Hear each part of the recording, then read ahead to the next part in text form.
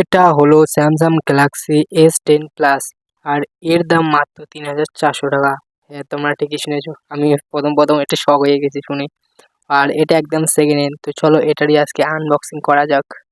সব থেকে মেন কথা হলো এটি একদম সেকেন্ড হ্যান্ড একটি ফোন।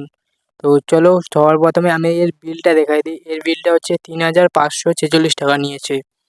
তো দেখা যাক এর ভিতরে আমরা ওয়ার্কিং যে ফোনটা আছে মানে ওপেন হয় কি না দেখি। তো চলো সবার প্রথমে এটাকে কাটতে লাগবে, ঠিক আছে? তো বাকি কি হয় সেটা আমি কিচ্ছু জানি না। তো তোমরা দেখতেই পাচ্ছ এখানে ফোনটি আছে। তো চলো, আর এর প্রাইসটা তোমরা এখানে দেখে নাও, ৩,৫৪৬ টাকা। বাকি চলো এটাকে আনবক্সিং করা যাক। আর নতুন হলে চ্যানেলটিকেও সাবস্ক্রাইব করে দাও নতুন ভিডিও দেখার জন্য। সবার প্রথমে তো এটিকে কাটছি আমরা, ঠিক আছে? তো দেখি পাওয়া যায় কীরকম ফোনটার কোয়ালিটি কীরকম, দেখা যাক কী হয়।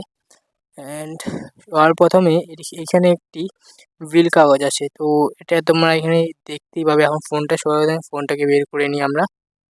অ্যান্ড ভিতরে আর কিচ্ছু নেই সেরকম কিছু, অ্যান্ড শুধু ফোনটা আর বিল কাগজ। আর এখানে বিল তোমরা দেখতেই পারছো।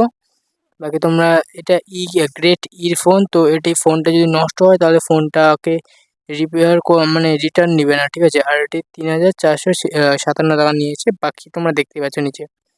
অ্যান্ড সবার প্রথমে ফোনটা বের করি, দেখি ফোনটা কি ওয়ার্কিং হয় কি না। এখানে দেখতেই পাচ্ছ ব্যাক গ্লাসটা তো অনেক ভালো আছে। এখন ডিসপ্লে কি হয় আমরা তো জানি না।